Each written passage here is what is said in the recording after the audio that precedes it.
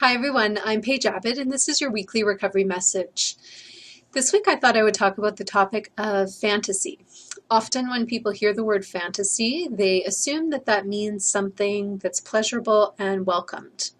And I also wanted to introduce you to the idea that fantasy can basically take the form of anything. So we can, quote unquote, fantasize even about things that are painful, not really welcome, and not something that we would hope to welcome into our lives, but the brain is sort of getting a hit or intoxication from living in this lack of reality.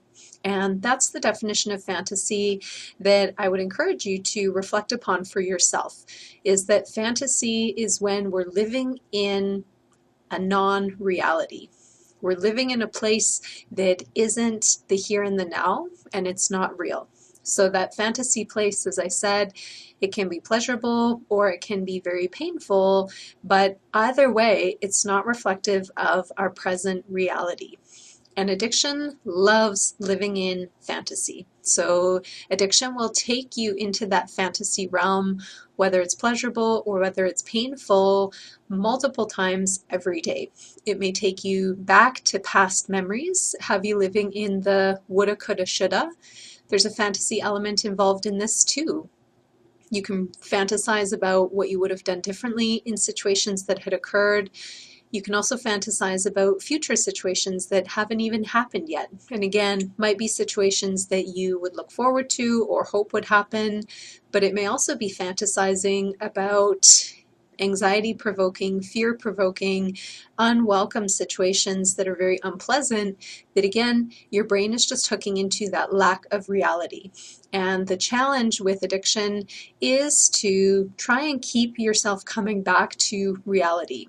So this is something that I would encourage all of you to do in the next little while in your recovery, is to come back to reality. So pay attention to, what are you actually doing in the here and the now? What are you feeling in the here and the now? And what are you? Who are you in the here and the now? What are your hopes? What are your values? What are your goals? And recognizing that addiction will try and hook you into this fantastical realm where it's not real, and it's easy to get hooked along for that ride, and you will get taken along for that ride. So there will be times where you find yourself sort of snapping out of something and realizing, wow, I've been living in fantasy for a few minutes, a few hours, maybe even a few days. But once you can catch yourself, the challenge is to bring yourself back to reality.